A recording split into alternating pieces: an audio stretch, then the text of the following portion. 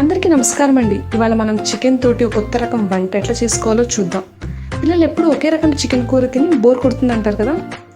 అట్లాంటప్పుడు మనం ఇంట్లోనే బయట హోటల్ స్టైల్లో లాగా ముచ్చటైన చికెన్ ఫ్రై చేసి పెడితే వాళ్ళు భలే ఇష్టంగా తింటారు. మొదటగా ఒక నిండు కోడిని తీసుకొని దాన్ని ఇలా మధ్యలోకి కట్ చేసుకోవాలి. ఆ తర్వాత ఒక గిన్నెలో ఉప్పు, కారం, మసాలా పొడి, అల్లం వెల్లుల్లి పేస్ట్ వేసి మంచిగా కలుపుకోండి. ఈ మసాలాను కోడికి లోపల బయట అన్ని వైపులా పట్టేలా మంచిగా పూసుకోవాలి. ఇప్పుడు కోడిని ఆవిరి మీద కొంచెం సేపు ఉడికించుకోవాలి. ఆ తర్వాత ఒక గిన్నెలో పెరుగు, మైదా పిండి, కొంచెం మసాలా వేసి చిక్కటి పేస్ట్ లాగా తయారు చేసుకోండి.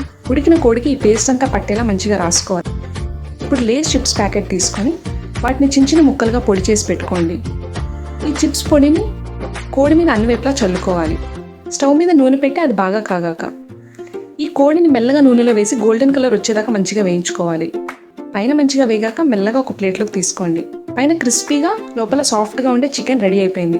చూసారు కదా, చాలా టేస్టీగా ఉంటుంది. ఇంట్లో అందరికీ నచ్చేస్తుంది. మరిన్ని రుచికరమైన వంటల కోసం మన ఛానల్ని లైక్ కొట్టండి, సబ్స్క్రైబ్ చేసుకోండి, ఫాలో అవ్వండి.